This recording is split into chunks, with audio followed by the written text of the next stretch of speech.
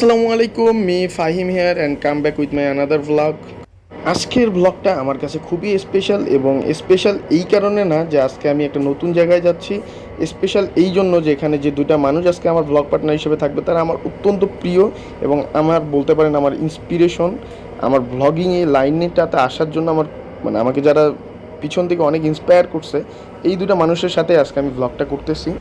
So it's none আদার দেন সিফাত ভাই এবং অনন্য ভাই। আজকে এনারা আমার ব্লগ পার্টনার হিসেবে আছে, এবং আমরা যে জায়গাটায় যাচ্ছি এটা আসলে আজকে আমরা আবিষ্কার করছি আমরা তিনজন মিলেই। তো আমরা চিন্তা করছি এই জায়গাটায় যাওয়ার পরেই আপনাদেরকে সম্পূর্ণ লোকেশন ডিটেলস আমরা জানাবো। যেহেতু এটা আমাদের বাজেট ট্রিপ ছিল, তাই আমরা লোকাল বাসে যাতায়াত করছি। আর এতটুকু বলতে পারি এটা একদমই ঢাকার ভিতরে, এবং ঢাকার ভিতরে আপনারা দেখেই বুঝতে পারছেন, আমাদের যে ইন্ট্রো দেখেই বুঝতে পারছেন যে ঢাকার ভিতরে এত সুন্দর কায়াকিং একটা পয়েন্ট আছে, এটা আসলে অনেকের কাছেই অজানা।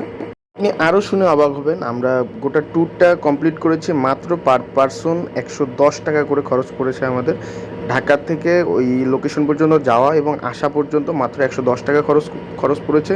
কিভাবে খরচ হলো 110 টাকা এবং কেমন করে যেতে হবে সব কিছু আমি আপনাদেরকে জানাবো। এর জন্য আপনাদেরকে যেটা করতে হবে, আমার পেজটাকে ফলো করতে হবে এবং চ্যানেলটাকে সাবস্ক্রাইব করতে হবে এবং ভিডিওটা শেষ পর্যন্ত দেখতে হবে। তো শুরু করা যাক আজকের আমাদের ব্লগটি। আমরা মূলত মিরপুরে থাকি। তো আমরা তিনজনই আসলে মিরপুর থেকে রওনা দিয়েছি। মিরপুর থেকে আমরা আসবো হলো বলিয়ারপুর। এই লোকেশনটা আসলে বলিয়ারপুর বাস স্ট্যান্ডে আমরা নামছিলাম। তো আমাদের পার পারসন 15 টাকা করে লাগছে মিরপুর 2 থেকে আসার জন্য। আর বলিয়ারপুর থেকে ওই লোকেশন পর্যন্ত যাইতে 20 টাকা অটো ভাড়া লাগে, 15 টাকা থেকে 20 টাকা, তার বেশি না। তো একটা সুন্দর একটা লোকেশন, এটা আমরা মূলত নেট থেকেই পেয়েছি। তো আমরা ঠিক করছি আধা ঘন্টার প্ল্যানিং আমরা চলে যাব। তো আমার সাথে যারা আছে তাদের সম্পর্কে আসলে না বললেই নয়, তারা আছে সিফাত ভাই এবং অনন্য ভাই। এই দুটো আমার খুবই প্রিয় একটা মানুষ। তারা জাহাঙ্গীরনগর ইউনিভার্সিটিতে পড়ালেখা শেষ করেছে অলরেডি। অনন্য ভাই এখন অস্ট্রেলিয়ায় আছে এবং সিফাত ভাইও আয়ারল্যান্ড যাওয়ার জন্য চেষ্টা করতেছে ফর হিজ মাস্টার্স। আমাদের হোল ট্রিপটাই আসলে খুবই এনজয়েবল ছিল, কারণ আমরা বাস থেকে নামার পরে যে ঢাকায় থাকতে থাকতে এই গ্রামীণ পরিবেশটাকে আমরা খুব মিস করতেছিলাম। দ্যাটস ওয়াই আমরা যখন অটো দিয়ে যাচ্ছিলাম, আশেপাশের চারিদিকে একটা গ্রামীণ একটা পরিবেশ আছে, এই জিনিসটা আমরা খুবই এনজয় করতেছিলাম।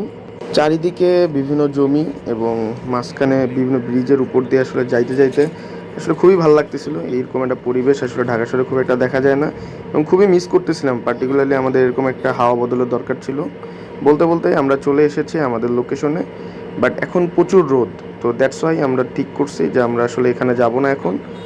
আমরা ঠিক করছি যে আগে আমরা চারপাশে গ্রামটাকে ভালোভাবে ঘুরবো, দেন একটু রোদটা যখন একটু কমবে। আমরা যখন গেছিলাম আসলে ঠিক 3টা বাজে। তো এই সময় আসলে আমরা উঠি নাই খুব একটা নৌকাতে।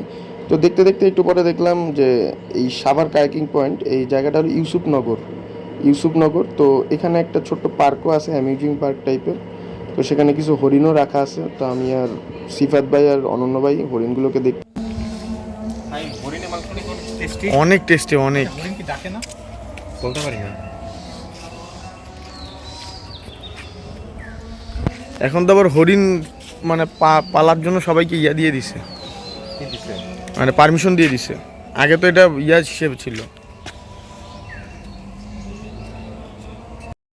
ঢাকার অদূরেই যে এত সুন্দর একটা গ্রাম আছে এবং এত সুন্দর একটা গ্রাম দেখতে পারবো, এটা আসলে আমাদের কল্পনার বাইরে ছিল।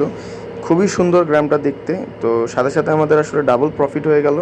আমরা এক কায়াকিং পয়েন্টও দেখলাম, সাথে এই গ্রামটাও দেখা হয়ে গেল, এবং আসলে গ্রামীণ এই ভাইবটা আমাকে খুবই দেখতেই আসলে আমাদের ঘড়িতে প্রায় 4টা 4:30 বেজে গেছে। তো আমরা আসলে এখন কায়াকিং করার জন্য যাব। তো ভাইকে বললাম এখানে একটা আছে, চার্জ আছে। তো কায়াকিং করার জন্য আমরা তিনজনের এখানে 2টা বোট আছে, 2টা কোয়ালিটির। একটা হলো আপনার 3 জনে বসার জন্য, একজন 2 জন বসার জন্য। তো আমরা মূলত 3 জন, যেহেতু আমরা 3 জন বসার জন্য একটা কায়াকিং বোট আমরা এখান থেকে ভাড়া নিছি। তো এখানেও একটা নির্দিষ্ট ভাড়া আছে। তো আমার এখন আপাতত মনে পড়তেছে না, মেবি 150 টাকা করে নিয়েছিল, মানে একটা বোট 150 টাকা করে নিয়েছিল এবং 2 জনেরটা মানে 120 টাকা করে। তো আমরা এখান থেকে আর কি একটা বোট ভাড়া করে এখন আমরা গোটা এই কায়াকিং যে করার যতটুকু পর্যন্ত রেঞ্জ আমরা পুরোটা ঘুরে আসবো। সময় নিয়ে কোনো বাধা নেই, আপনি যতক্ষণ ইচ্ছে কায়াকিং করতে চান ততক্ষণ করতে পারবেন। আর একটা জিনিস জানাই দিই, এখানে দুইটার সময় কায়াকিং হয়, একটা সকালে এবং বিকালে। মূলত শুনেছি সকালবেলায় কায়াকিং একদম ফ্রি, আপনারা যদি সকালে কেউ যেতে চান, সকাল মেবি এটা 8টার আগে, তো সকালে যদি কেউ যেতে চান তো সকালবেলায় নাকি কায়াকিং একদমই ফ্রি। আর এই জায়গাটার নাম যেটা, সেটা হলো সাভার কায়াকিং পয়েন্ট, এবং এলাকাটার নাম হলো ইউসুফনগর। আপনাদেরকে আমি আরেকবার ভালোভাবে ডিটেলসটা দিয়ে দিই। এই জায়গাটার নাম হলো সাভার কায়াকিং পয়েন্ট, বাট এলাকাটার নাম ইউসুফনগর। আর যেভাবে আসবেন সেটা হলো, যেহেতু সবার জন্য কমন প্লেস হলো গাবতলী, তো মূলত আপনারা সবাই যদি গাবতলীতে আসেন, তো গাবতলী থেকে সাভারমুখী যে বাসগুলো আছে, যে বাসগুলো যায়, সেই বাসগুলোতে উঠলেই আপনি যদি কন্ডাক্টরকে বলবেন আপনি বলিয়ারপুর বাস স্ট্যান্ডে নামবেন, এবং বলিয়ারপুর যে ব্রিজটা আছে, বলিয়ারপুর ব্রিজের গোড়া থেকেই আপনার অ্যাভেলেবেল অটো এবং রিক্সা পেয়ে যাবেন, যেগুলো আসলে মাত্র 15 টাকা কি 20 টাকার বিনিময়ে আপনাকে ইউসুফনগর, আপনি বলবেন যে আমি ইউসুফনগরে যাব, বা কাইকিং পয়েন্ট বললেও সবাই চেনে আর কি জায়গাটাকে। আর জায়গাটা আসলে খুব একটা পরিচিত না হয়, আসলে একটু আনাগোনা, মানুষের আনাগোনা কম, দ্যাটস ওয়াই আপনি ঘুরতেও খুব মানে স্বাচ্ছন্দ্য ফিল করবেন। যারা এতদিন আসলে ফ্রেন্ড ফ্যামিলিদের সাথে ঘোরাফেরা করার একটা জায়গা খুঁজতেছিলেন, সেটা আপনাদের জন্য এই জায়গাটা আসলে খুবই পারফেক্ট একটা জায়গা। এবার আপনাদেরকে পুরো লোকেশনটাকে আসলে ঘুরে ঘুরে একটু দেখাই। আর পানির কলকল আওয়াজ আসলে এত সুন্দর একটা ফিল দিচ্ছিল, আর বলার মতো না বিষয়টা। তো আপনারা চাইলে সবাই আসতে পারেন, you can vlog it and you can enjoy it. Anyway, সামনে অনন্য ভাই আসলে বোটটা রাইড করতেছে, মাঝখানে আমি এবং পিছনে সিফাত ভাই। এটা ছিল আমাদের বোটের পজিশন, আমরা এখন একদম মাঝখান বরাবর এখন আমরা অবস্থান করতেছি। আর আস্তে আস্তে আসলে সূর্যটা ডুবে যাচ্ছিল, দেখতে আরও বেশি মায়াবী লাগতেছিল পরিবেশটাকে। তো আপনারা আসলে বিকাল বিকাল আসলে আসলে এই পরিবেশটা, এই ফিলটা একটু পাবেন আপনি।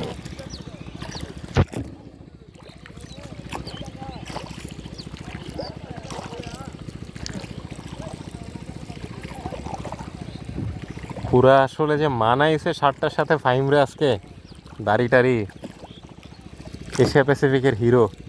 না না,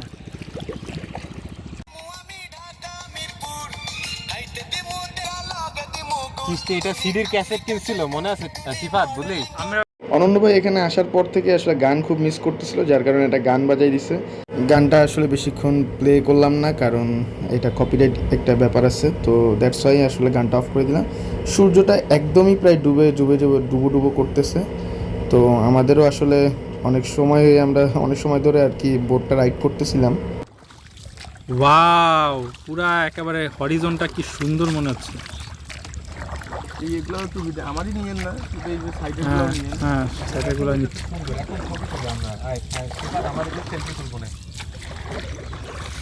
স্মেলটা ভালো লাগতেছে, অনেক ভালো লাগতেছে। এখন ভিডিও করতেছি ফাহিম, আর আমার সাথে রয়েছে সিফাত হোসেন সীমান্ত আর মোহাম্মদ ফাহিম বিন রেজা, এশিয়া প্যাসিফিকের হিরো। ও আচ্ছা, আমরা কাইকিং করতেছি। তারপরে এবার ব্যাক ক্যামেরায় চলে যান। Handsome boy of.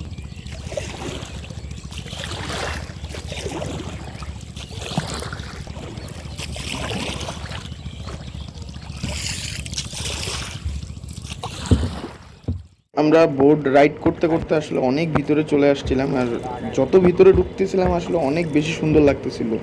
চারিদিকে আসলে বিভিন্ন ওই গাছগাছালি, এইদিকে আসলে প্রচুর একটু বনের মতো আছে, তো যার কারণে আসলে অনেক সুন্দর লাগতেছিল। দ্যাটস ওয়াই আমরা চালাইতে চালাইতে আরও অনেক ভিতরে চলে গেছে। এখন আসলে সন্ধ্যার প্রায় কাছাকাছি, তো আমরা আসলে ব্যাক করার চেষ্টা করতেছি। অনেক জোরে চালাচ্ছি, বাট তবুও মনে হচ্ছে আমরা এখন অনেক দূরেই আছি। ওই যে একটা ব্রিজ দেখা যাচ্ছে এবং আরও একটা বোট দেখা যাচ্ছে, ওখানেও আসলে কিছু মানুষজন আসছে। তো এটা একদম ভরা বিকেল, তো আর একদম আমরা কাছাকাছি চলে আসছি প্রায়, তো তাই একটু বোট টোটগুলো দেখা যাচ্ছে। বাট ব্রিজটা এখান থেকে আসলে অনেক দূর, ভিডিওতে অনেক কাছাকাছি মনে হচ্ছে, বাট এখান থেকে আসলে অনেক দূর। সত্যি বলতে আজকের এই ভিডিওটা যখন আপলোড করব, এটা আসলে অনেক অনেক দিন পর আপলোড করা হবে। তো ততদিনে আসলে অনন্য ভাই আমার সাথে নাই, অনন্য ভাই আমাদের থেকে অনেক দূরে, তিনি এখন অস্ট্রেলিয়াতে আছেন। মূলত অনন্য ভাইকে ডেডিকেটেড করে আজকের ভ্লগটা আমি ছাড়লাম। আর সিফাত ভাই মিরপুরে থাকে, বাট আমি এখন কলাবাগানে থাকি, দ্যাটস ওয়াই সিফাত ভাইয়ের সাথেও খুব একটা দেখা হয় না।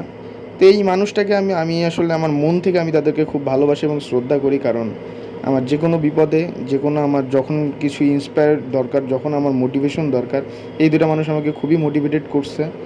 তো আমি আসলে তাদের অবদান আমার জীবনে আসলে কখনোই ভুলতে পারবো না।